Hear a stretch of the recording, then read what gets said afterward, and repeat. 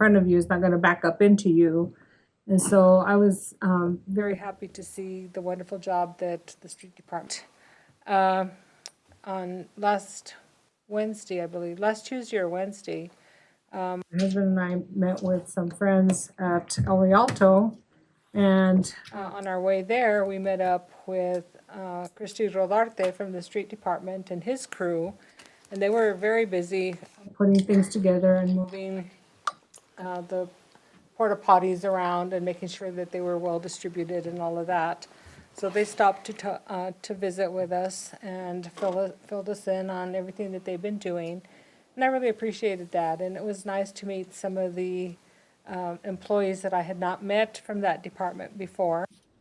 And I thought it was a little bit amusing when Christy and I always kind of give each other a shoulder hug. And I said, I love this man. And one of his eyes got really big. And my husband said, she loves that man, but she's in love with me. And so, and then Christy says in Spanish, I'm her consentido. And he is. He's just a wonderful employee, and I'm so happy that we have him. And the street crew really looked pretty well too. So I just wanted to thank everybody that worked so hard to put the fiestas together. It was very nice.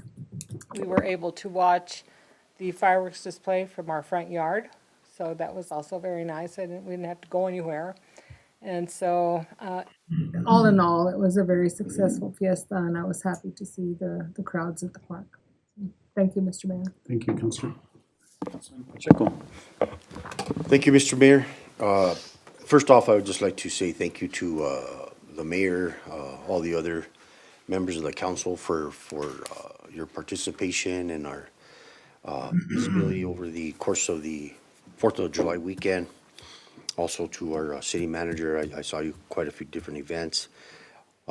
Thank you to our city staff and all the planning and effort that went into a well-organized event. I think the mayor said it best. It's a great problem to not have a park big enough to fit all the people. And I hadn't seen a turnout like that in quite some time. I don't know if we tracked that or not, but it was a good turnout. Good job all the way across. Our affordable housing, that's one of the things that we continue to work on. The mayor's already mentioned we'll have another meeting in August. I think there was some great opportunities across the board for city government, county government, some of our regional government to have some networking opportunities over the weekend. And all that done with the goal of bringing resources to Las Vegas and San Miguel County. I just want the constituents to know that your city government is financially stable. Our budget is financially stable. It's in great shape. And thank you, Mr. Madrid and team. I think you guys are doing a great job there. In terms of infrastructure, there's just so many projects going on, so many projects in the pipeline. I know that was a big part of my campaign, and I remain dedicated to that. We have to have infrastructure in place to support growth, and we're laying that foundation. We have a great opportunity, and I think that in the next 4 to 8 years, we're going to see some major development happen here in the community. One of the other mentions I'd like to make is that you'll see that the mayor has put together a number of advisory committees, and I support that because we're institutionalizing the way that we run city government. It's a process, and we're trying to promote as much civic engagement as possible. So I just want to note that.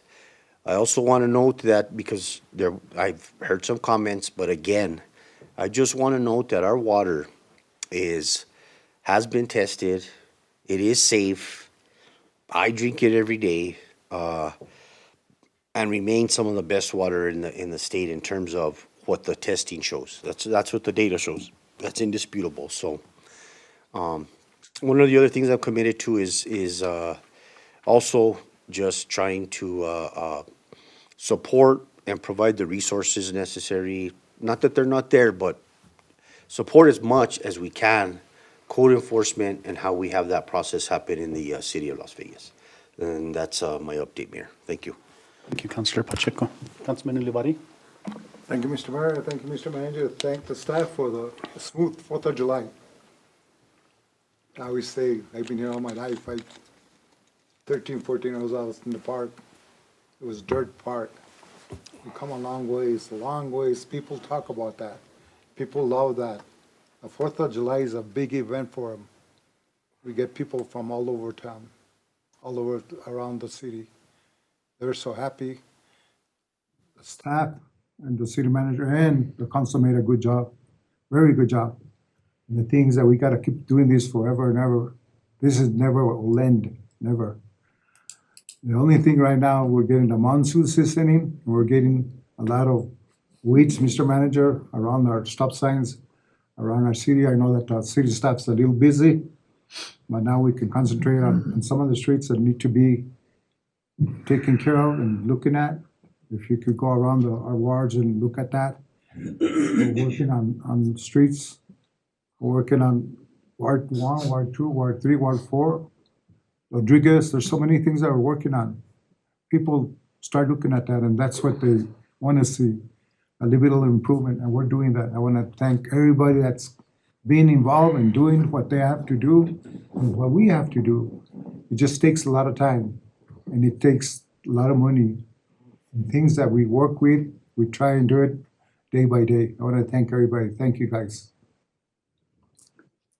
Thank you, Councilor. And just to the viewing public, I want to acknowledge that starting today, Councilman Martinez came out on the radio, and I know other councilors have been scheduled. So hopefully we get that information out to you so that you could hear your specific councilmen, detailing projects they're working on and some of the issues that they're addressing within their own wards. So I think that's important. Today went smooth. I know Councilor Casey and I are meeting, I think, next week or the week after. So we will put that schedule up just so the general public understands when we're doing that. So with that, Ms. Cassandra. Thank you, Mr. Mayor. Moving on to our finance report, we have our finance director, Mr. Morris Madrid.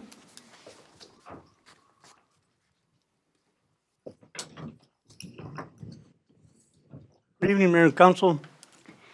Well, I'll refer my finance report in front of me. I'm not going to look at any particular numbers. It's nice to be able to come to every meeting and give you good news, and I have some more this evening. What you got in your packet were numbers that were run on July 2nd, which means they're not complete, they're not reconciled. We have some things that are not posted, but they're all good things. So our revenues came within 2% of our estimates so far. And we were conservative, so we exceeded all of our revenue estimates in the general fund. That's a real good thing. We're getting a lot more accurate in our budgeting. We still have general fund savings. That is also a good thing, and it's a reflection of one of the things that has been discussed here before, and that's all the external funding that we get. And one really good thing that I do have to report is that we did manage to claim the entire $3.5 million from a grant that we received from the Office of the State Engineer. And we barely got it under the wire, but that was done. That's going to be a major improvement to the cash balances and fund balances in the water fund. That had been a concern. It's going to make it a little easier now. As we get more FEMA funding in, that'll be even better. You have some things on the agenda now and in the future that refer to loans and other obligations that'll be coming from water and solid waste. Those are in the future. They will be healthy for the fund. They will help us. They're tied to grants, but there are no concerns at all in that area. In the general fund, We still have some savings that's going to allow us to increase our budget a little bit more for special projects and other initiatives that the manager and the governing body might have. What I do want to report also is we had another meeting of the Finance Committee. That involved a very detailed and productive presentation and discussion with Robert Archuleta. And he was able to stay for a long time. I think the Finance Committee found out a lot of things that we're doing right. We also talked about some things that we're going to be improving on. One of the things that we'll be doing at the next meeting, along with reviewing the final FY27 budget, is doing some goal setting and priority setting. What will this committee want to address first? Will it be cash management, investments? Will it be efficiency in reporting? The format of these reports is going to be a discussion item. So I look forward to a lot of productivity from this committee. There's a lot of good ideas have already been discussed. We have some members that have some good history and some new members. And I'll tell you what I shared with them is the finance team. In our department, we have a combination of youth and experience, and that usually works really well. And I think that's going to work really well with the finance committee. In our department right now, what we have going on is this week is one of our crunch weeks where we're incorporating any changes from the FY27 interim budget to final. That involves anything that we might have missed in the interim, any new funding that we got, or any new ideas that came up that really make sense. When that draft is ready, I'll go over it with the manager, and we'll make recommendations to the Finance Committee and the governing body. But we don't have any worries at all for the upcoming fiscal year. All of our major tax revenues continue to increase. We should see that for at least one more year. But the external money that we keep getting is also increasing. And that shows by all the projects that you see now and that you'll continue to see around town. And that really is my finance report, unless anyone has any particular questions I can answer. First of all, thank you, Mr. Madrid, for summarizing the finance. And I know, as we mentioned to the governing body, we'll maybe every quarter go in a little more detail and updates in the different funds. But more as, you guys had acknowledged to get summarized, but more specific, I guess if there's any questions in the budget that you guys had right now, Councilor?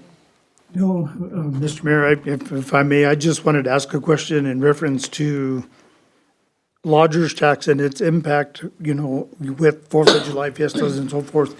If you can explain that kind of a little bit in detail, a little bit, so that the general public understands that avenue and how that impacts numbers and our community and so Oh, forth. sure. Lodger's tax is a tax that's paid on short-term accommodations, mainly hotels and motels. Any place that you're going to stay for less than 30 days is considered short-term.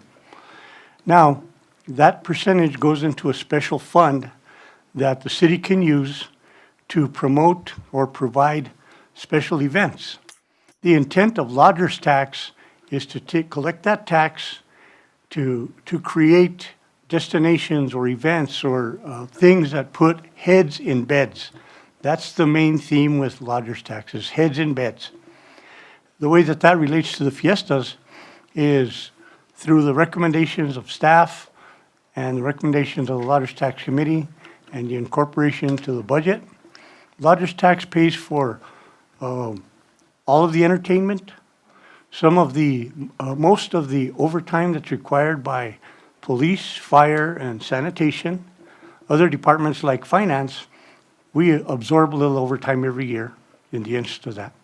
Lodger's tax can also pay for infrastructure, improvements that are going to promote venues. For example, we could build a convention center with lodger's tax if we want. That's an appropriate use. We can't buy police cars. But the way lodger's tax impacts the fiestas in particular is it gives us a bigger pool of money for entertainment and payment for even the dinners and the costumes for the Fiesta Queen candidates and those expenses that are related, for the Fiesta Queen to attend other fiestas and promote the city. Anything that we can do to promote the city, we can use lodger's tax funds for. But particular to the fiestas, it's primarily entertainment and public safety. Thank you, Mr. Madrid. I just wanted to point that out because the fiesta is big. It was big this year. The amount of people that showed up was incredible. It was bigger than I've seen in a long time. And all this is an impact to our community in a good way. And I just appreciate you explaining that to the general public so that they get a feel of why we do what we do. One thing that I failed to mention, Counselor, I'm glad you said that, is it also impacts our gross receipts tax. People don't just spend money at hotels and motels. They come into town and they trade at our local businesses, and the vendors at the fiestas are required to register and pay gross receipts tax also. So that's another advantage. Thank you very much. Thank you, and thanks for touching up on the GRT, Morris, because I mean, after Mass on Sunday, I went to, Charlie's, the line to Charlie's, and even when you're inside, there's a lot of people waiting, but the line to Charlie's was on 8th Street. Then I went to Smiling Faces, it was an hour wait. I went to Hillcrest, it was an hour and a half wait. So that just tells you how many people and how much GRT came in, and that was just from one morning. So, a lot of money was spent this weekend, and I think that's gonna look, be better for us in the long run. Absolutely. Any other questions, Finance? All right, thank you, Mr. Madrid. Thank you. Thank you, Mr. Madrid. Mayor, moving on to our next item, approval of minutes for June 10th and June 17th, 2026. What's the pleasure of the council? Mr. Mayor, I move approval of the minutes. Motion by Councilman Casey, second by Councilman Martinez. All in favor? Aye. Those opposed, same sign. The ayes have it. Thank you, Mr. Mayor. Moving on to our next item, presentations, not to exceed 10 to 15 minutes. Our presentation is by Beatriz Hernandez, Animal Care Center Manager, speaking on the conceptual design plans for the new animal care facility. Welcome, Dee. I know it's been a while, and it's probably something our whole community has been anticipating, so thank you. This is definitely a project I'm really excited about, so Cassandra, you're gonna have to tell me to stop talking, I think. So I think you guys got the packet that has the concept plans. So we'll kind of start with the exterior view. I know we're still kind of waiting on the exact location on the lot that we want to place the shelter, but this gives you an idea of what it would look like. This bone shape you see down there is like a walking path. And, we've got like the parking lots and just kind of the shape of the building on there, some exercise pens. Just one quick B. Leon, would you be able to zoom in a little bit more on that map for us here? It's really small. Maybe if you could zoom that in. Would it be possible?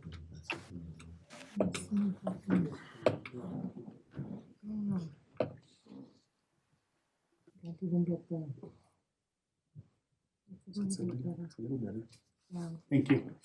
Go ahead, B. Sorry about that. So yeah, that's just kind of an overview of it. You can see the exercise pens, parking lots, the simple stuff. It's the next page that I'm especially excited about. So there's a lot to see in here. So I can give you a brief overview, otherwise we'll be here for the next 3 hours. But let's see what's on the screen. So this area, why is mine upside down?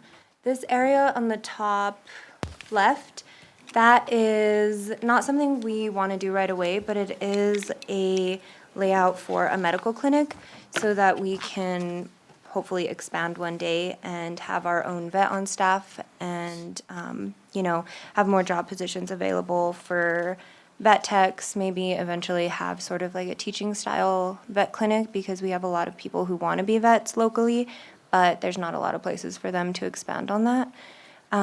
But it would also be great because we would like to offer low-cost vet services for our community. That's a really difficult thing for people here. So that's just something we want to expand on eventually. And they did include it in the plans right away because it's something we want to phase out later on. But the rest of it, everything lower than that, is what the new shelter would look like. So I'll kind of start on the top right. That is like a multi-purpose room. It can be used for trainings, community events, or if we have some weird situation where we need to take a bunch of dogs, we have a fire where people are evacuating, just any weird thing that could come up, that room would be able to be utilized for any emergency stuff. As you go lower, we've got, let's see. Sorry, my thing is in the opposite. So when you go lower, we've got our cat areas and just a few little workrooms. Our plan is to have around 25 to 30 kennels for cats, and one would have like a really nice little room with big glass windows. That way the cats can kind of hang out. It'd be called a community cat room, and people can come view them for adoption in an open space rather than small little kennels. And then we would also have maternity areas and quarantine areas, and then separate work rooms like dish rooms, feeding rooms, things like that. As you work your way down, there are some little break rooms and things like that, and that's set up more for volunteers. So we have a lot of volunteers, and in the space we have now, biggest issue we have is they have nowhere to put their stuff when they're coming to volunteer. So that was a huge thing we really wanted, was just a place with lockers, maybe a little table, just a good space for them to leave any items that they had while they're volunteering. And then as you make your way through there, you can see a few different things. There's like laundry rooms, photo rooms, different things that we just don't have right now and are really essential to being able to move animals through a shelter. Grooming facilities, things like that. And then again, you can make your way down that hall a little further, and we have some maintenance rooms, bathrooms, just lots of extra little things. The thing I'm really excited about is the staff offices and a manager's office so that I can hide myself away when I'm trying to work on things and, actually get things done instead of trying to help my staff consistently, being able to kind of turn that off and jump out of the way. And then we also added in 2 offices for animal control officers. That way they have a place where they could talk to people that they need to kind of discuss things in private. And right now they're doing that outside, or everybody's leaving the office to try to give them that privacy, and it's really difficult. As you go further down the hall, all the way to the left, we have a sally port. That would be where officers are bringing dogs into the shelter. It would be like a garage-style entrance for their trucks to go in so that they can get dogs down safely. We would also have an exit to a crematory so that we can, do cremations on site and also be able to offer that as a public service. And then down at the bottom, all these rows of little rectangles, that is the kennel area for the dogs. So we've kind of split it up. We decided 60 kennels was the number we wanted to go with, and that would be divided by 20 adoptable dog kennels, 12 for dogs on stray holds, 10 runs for puppies, 10 for different hold types like court holds, bite holds, anything we may need to hold that can't be out in the public, and then 3 of each nursing, medical recovery, so like fractures, little things, and then 3 quarantine kennels, which would be things like parvo or diseases that we can't release into the general population. We did decide on 60. I know a lot of people were surprised by that number, but for a community our size, 60 is a pretty adequate amount of kennels. And we're also thinking about, if we can have a better facility, we expect our length of stay to go down, and kind of everything to go up, are the services we can offer, the way animals are moving through the shelter to be much different. So 60 is a good amount, and Shelter Planners is actually a little surprised that we wanted to go that high with the number of kennels, but then, we asked them, hey, let's drive around a little bit and kind of look at what we're dealing with, and they totally understood. They said, it was obvious we have a dog problem and that our shelter needs to be bigger. They saw what we're working with now, and they agreed that this was a really good number to go on. And this is a company that builds nothing but animal shelters. So they're used to running these numbers. They've got it down to a science. And so when they said that was a good number, we kind of figured we would listen to that. We also didn't want to overdo it, because then we just become like a huge dog warehouse, and that's too much. We didn't need to have over 100 dogs in our care at any given time. We don't have a population that could support 100 dogs in a shelter at a time, or a budget that could support that. So that was kind of reaching a little bit.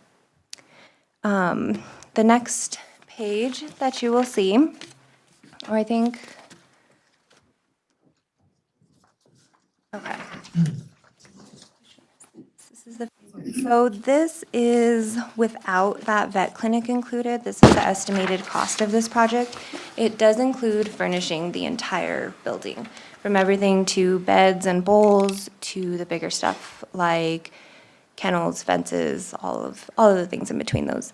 So basically about 8.1 million to 10.1 million is what they're estimating. If we're adding on the clinic, they are estimating about 9.6 to 12 million, which is why we decided that the clinic would just be something we dream about later on. But yeah, that's what the costs are looking like. And so we need to do a lot of advocating for more money for this project. And I know it's needed. I know a new shelter is not going to solve every issue, but it's going to be a huge step in the right direction. Chief knows I've spitballed a million ideas, and we just need the people and the manpower to be able to execute some things. But I do think this building is a huge step in the right direction. And if you haven't been to our shelter, I encourage you to come by and kind of see what we're working with and see why our staff are so excited about this project. Thank you, B. Councilors, any comments or questions? I love the plans, and I hope that we can maybe get some legislative help or a grant or something that would help pay for this facility. It's desperately needed. And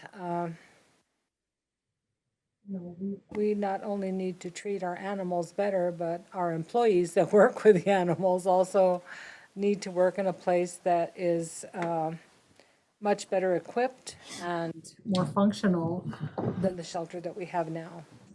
And so I was very pleased to see this, and I'm hoping that we can get it going as soon as possible. And I was just asking the mayor, where is this going to be located? And it's my understanding that, different areas are being looked at, but probably on the way out towards the solid waste department area someplace. So I think that would be good too, to get, kind of a way where the animals can have more space to run and, be out in the open air and be able to enjoy their lives a little bit better too. So thank you so much for all the work you do. I worry about having a small amount of people working there. And I know that you work 24/7 pretty much. And I wanted to know that I appreciate you greatly for everything that you do. And I can see the love of animals that you have when you are there with them. And that's also an amazing thing to have in a person. So thank you so much for everything you do, B. Thank you. Councilors? Councilman Pacheco. Thank you, Mayor. Thank you for the presentation, ma'am. I'll say that this falls right in there with infrastructure to a certain extent. I was just having a conversation with someone a few weeks ago that I didn't really know. I ran into them in Albuquerque. got to talking, and one of the things that person mentioned to me is how nice of a place Las Vegas is, and he was very surprised at all the number of dogs that were running loose. So I said, well, I know that. I grew up here. That's just the way it was. My dog used to follow me to school, but that was a different time, 100 years ago. I just have one question, ma'am. On the capacities, what's the current capacity of this facility that we have compared to this proposed facility? So it's hard to determine an actual capacity. Small dogs can be kenneled together where large dogs should be kenneled separately. Litters of puppies can be kenneled together where, again, large dogs should be kenneled alone. So we have 31 kennels for dogs right now and 6 for cats. Our population ranges from about 50 to 70 at any given time. And you said that this facility would have 60 Yeah. dog kennels, right? Okay. Thank you. Thank you, Mr. Mayor. Thank you, Dan.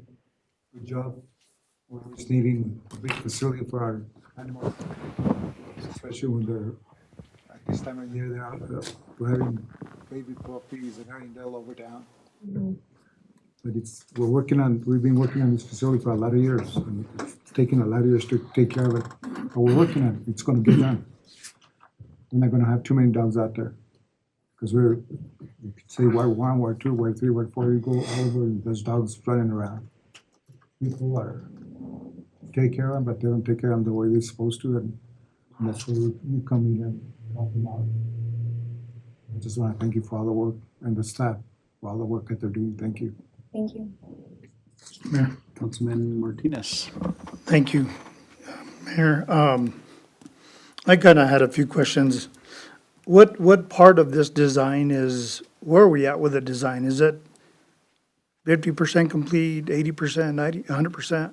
So the only thing that would be changed is the location. So here you can see the solid waste transfer station.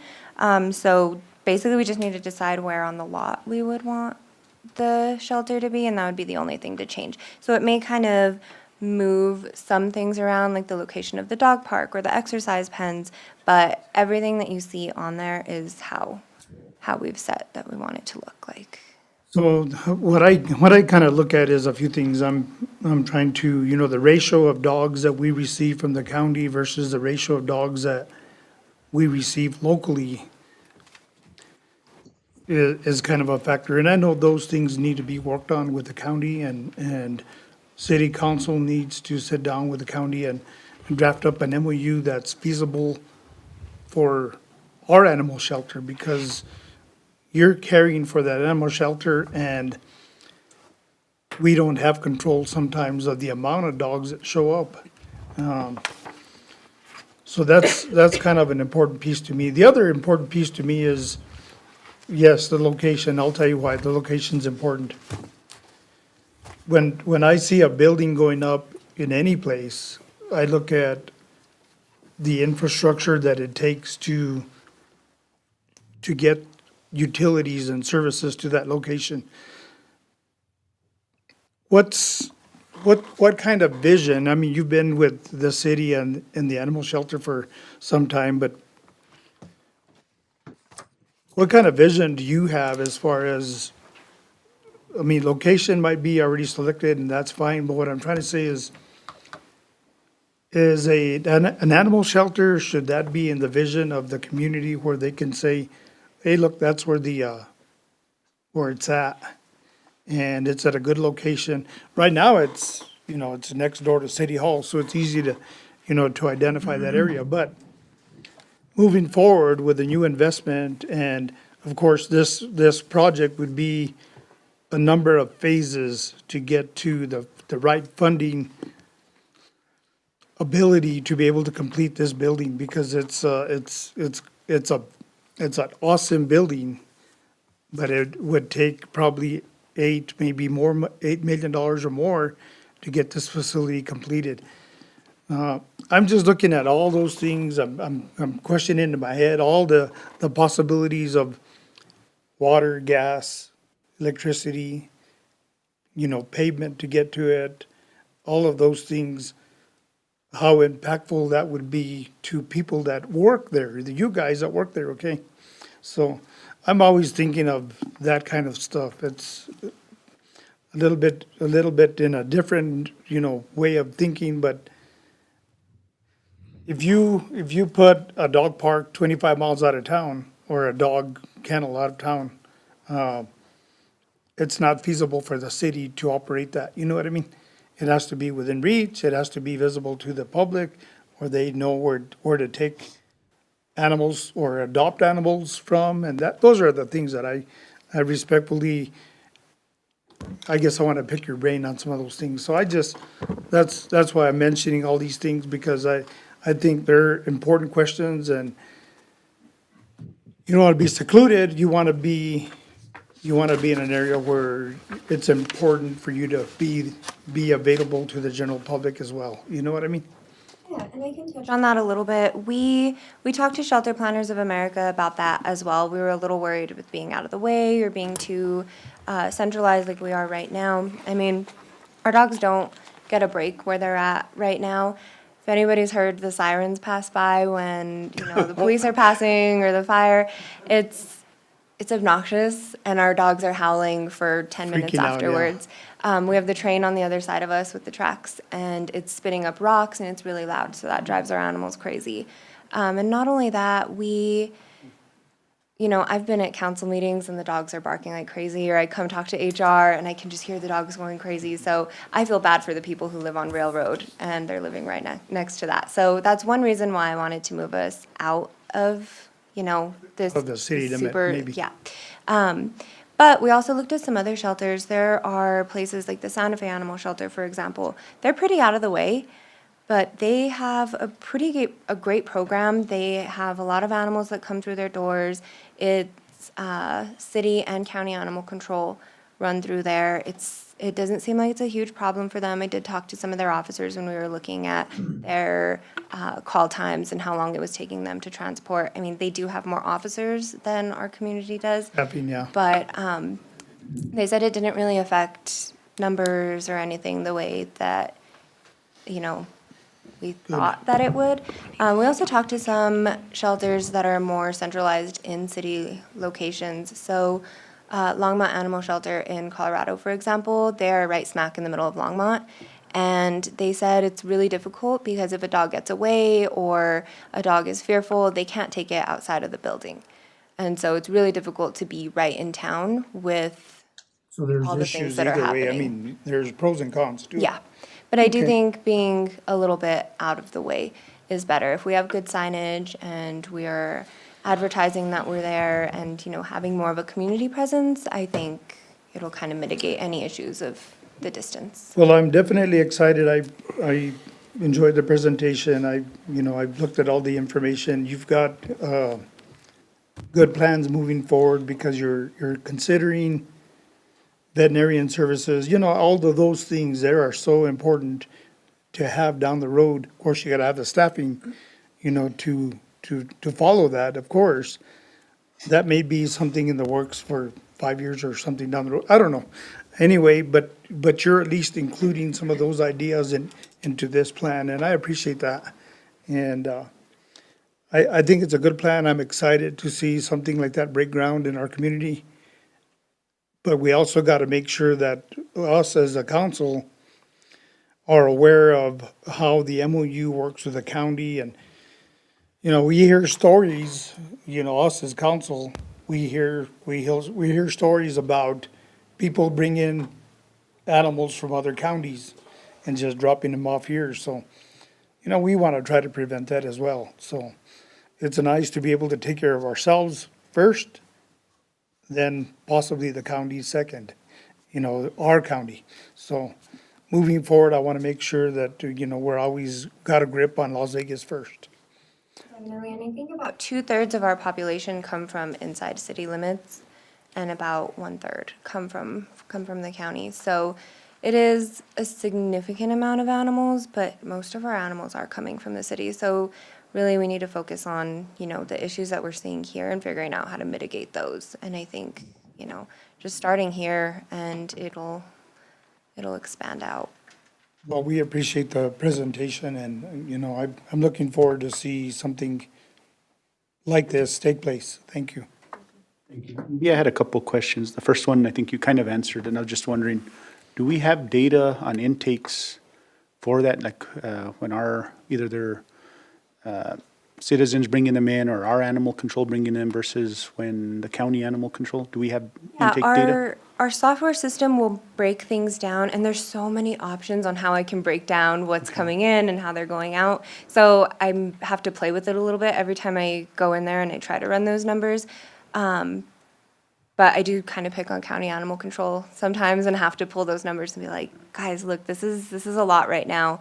This is what cities brought in. So I am comparing those often.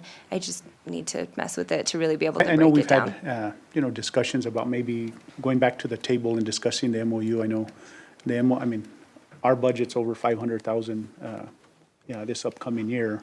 We get 50,000. That's not to say, they have said that, let's sit down and let's have those discussions. So I think we need to, reassess, that discussion.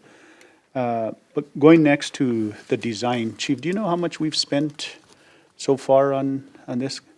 Because I'm looking at it, and these aren't construction documents, these are just conceptuals, right? So Yeah, we this is still- just the conceptual, this alone, so this was two steps, basically. So, meeting with them and doing the questionnaires and talking about population, that whole meeting was, I think,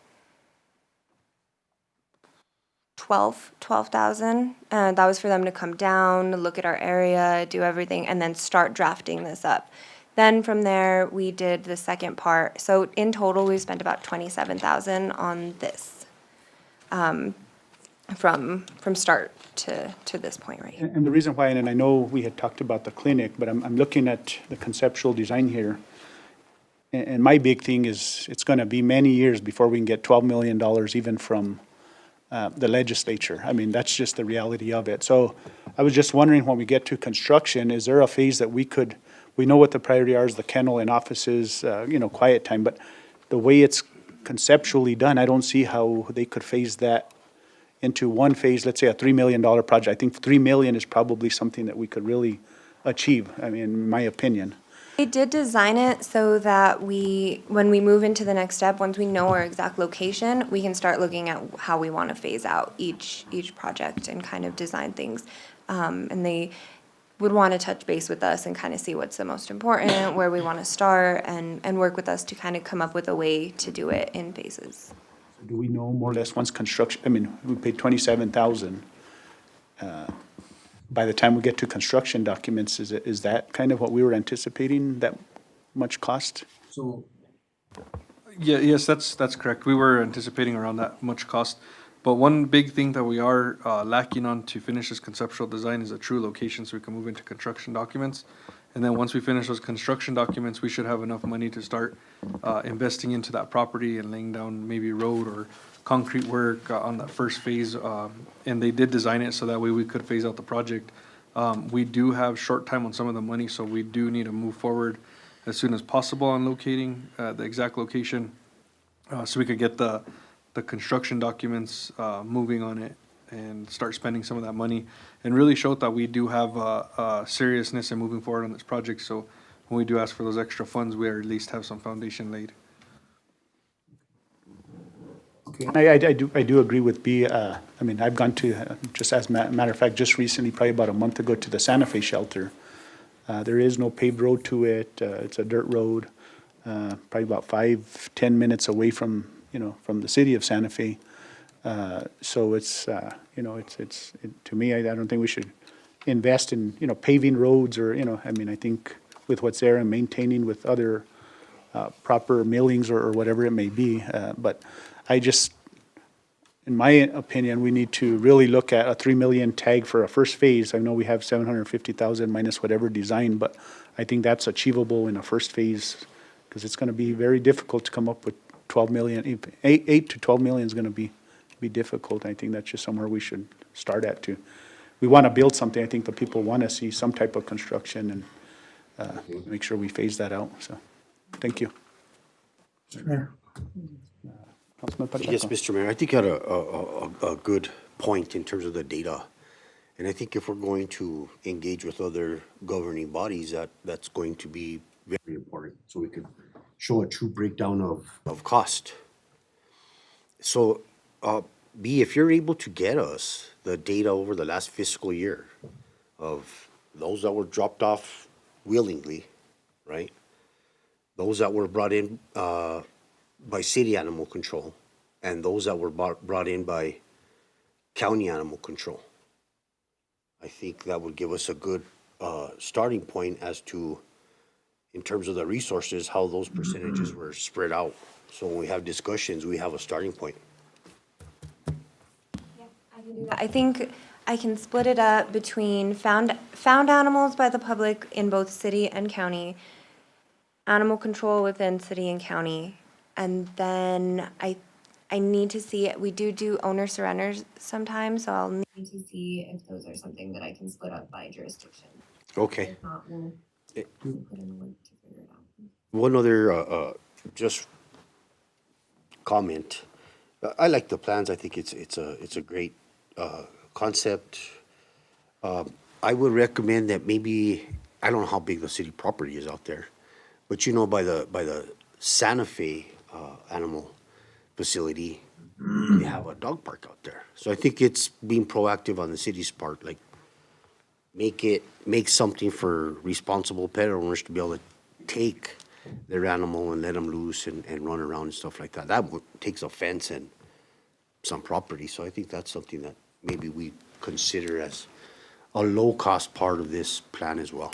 It's definitely another thing that's on the mind, which is why I like that location behind solid waste, because we have room to do things like that.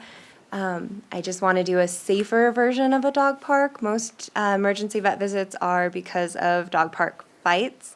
So I would really like to do something with more of like a membership service, where basically we're just checking, we're making sure your dogs are vaccinated and have private runs for community members, because last thing we need is a lawsuit because a city-owned dog park was the place where, 10 dogs got into it, and people, we can't trust dogs, so we never know what's gonna happen. So I would like to have private dog park spaces for Mayor, everyone. one last comment. I just wanted to make one comment in reference to the physical impact in reference to the Hermit's Peak Calf Canyon fire. Was there any impact that can possibly be reimbursed because of the amount of dogs or pets that were loose or brought in, or, I don't know. I don't have those kind of information, those kind of numbers, but is there any kind of impact because of that is reimbursable by FEMA to the city? I think we've looked into it a little bit. I worked for the AWC before, the city took over. I was there for 3 years, and I was able to see that the stray problem got a lot worse after the fires. And it is for that reason, people were just leaving, and they were leaving their animals. The amount of animals we were getting that were just abandoned on properties out in the county after, people were being told to evacuate, it was kind of horrific. We were getting dogs changed, they were covered in soot, we were getting dogs that were just roaming out there. And I think a lot of that bled into the city because the problem was just crazy afterwards, yeah. Okay, well, good, that's good to know. I mean, if we detail that to some degree, maybe some of that's, And Counselor, to add to that, I know the Sulzer Group actually has a claim file that they're working on, haven't finalized it, but I know that's something that's on the radar, that they've gotten the documentation. I think our budget alone has reflected pre-fire versus post-fire, the amount the city has invested in animal control. And according to Ms. Sulzer, that alone shows that there was a need and a claim after the fire, so Good, thank that file has been put together. All right. Thank you. And Thank you. if I could just add to that, Go ahead, Mayor, Chief. part of that too was, we have looked into the infrastructure in that area and what it's gonna take in utilizing those funds to extend them to the location of the property that we're gonna need and trying to get everything, stubbed out and ready to go, when construction does start. And another portion of that is when Lucas and I looked into that area, it's actually zoned for an animal care center. And it's been zoned for years as an animal shelter, under our current zoning process as well too. Thank you. Mr. Manager, do you want to add to that, or no? All right, thank you. Thank you. Thank you, ma'am. Thank you, Dee. Thank you, Mr. Mayor. Moving on to our consent agenda. We have 5 items on the consent, if I may read those into the record. Yes, please. 1 is request approval of addendum number 3 to contract 4004-23 with Moles and Corbin and Associates for water treatment plant facility design and construction phase engineering services. Item 2, request approval of addendum number 3 to contract 4003-23 with HDR Engineering Incorporated for water treatment plant facility design and construction phase engineering services. Item 3, request approval of addendum number 3 to contract 3991-23 with Bohannon Houston for water treatment plant facility planning, design, and construction phase engineering services. Item 4, request approval of resolution number 2629, a resolution creating the Keep America Beautiful Advisory Committee. And item number 5, request approval of resolution number 2630, a resolution creating the Youth Commission. What's the pleasure of the council? Mr. Mayor, I move that we approve the consent agenda as presented. Motion by Councilor Casey, second by Councilman Olivari. Roll call. Counselor Pacheco? Yes. Counselor Olivari? Yes. Counselor Casey? Yes. Counselor Martinez? Yes. I have a motion by Counselor Casey, a second by Counselor Olivari. Thank you, Mr. Mayor. Motion carries. Thank you. Moving on to our business items. Our first item is conduct a public hearing and request approval to adopt ordinance number 2603 for drinking water state revolving loan fund number DWL-7040. Can I have a motion to enter into public hearing? Mr. Mayor, Councilman I'll Martinez. move to enter into public hearing. Motion by Councilor Martinez. Have a second? Second. Second by Councilor Casey. Roll call. Counselor Martinez? Yes. Counselor Olivari? Yes. Counselor Casey? Yes. Counselor Pacheco? Yes. I have a motion by Counselor Martinez, a second by Counselor Casey. Thank you, Mr. Mayor. Motion carries. If I can have those people who are going to be speaking on this item be sworn in. I guess it's just you, Travis. So raise your right hand. Under the penalties of perjury, do you swear that your testimony this evening is the whole truth and nothing but the truth? Thank you.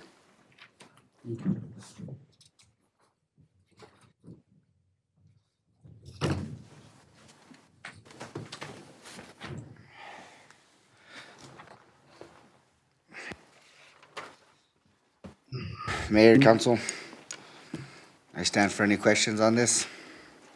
Councilors, any questions of Mr. Martinez for the public hearing? Seeing none, a motion to return to regular session. Mr. Mayor, I'll go ahead and move to return to regular session. Motion by Councilman Martinez, second by Councilman Olivari. Roll call. Counselor Casey? Yes. Counselor Pacheco? Yes. Counselor Olivari? Yes. Counselor Martinez? Yes. I have a motion by Counselor Martinez, a second by Counselor Olivari. Thank you, Mr. Mayor. Motion carries. So, Ms. Cassandra, so just for the minutes, you just note that there was no public input into this Correct. public hearing? Okay, thank you. So what's the pleasure of the council? Mr. Mayor, I move that we approve the adoption of ordinance number 2603 for drinking water state revolving loan fund number DWL-7040. A motion by Second, Councilor Mr. Casey, second by Councilman Olivari. Roll call. Counselor Casey? Yes. Counselor Olivari? Yes. Counselor Pacheco? Yes. Counselor Martinez? Yes. I have a motion by Counselor Casey, a second by Counselor Olivari. Thank you, Mr. Mayor. Motion carries. Thank you. Thank you.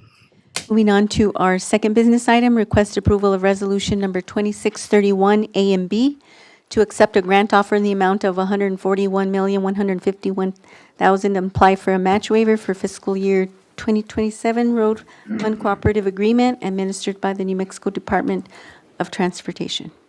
Welcome, Arnold. Councilors, you guys have had memos and notes pertaining to this project. What's the pleasure of the council?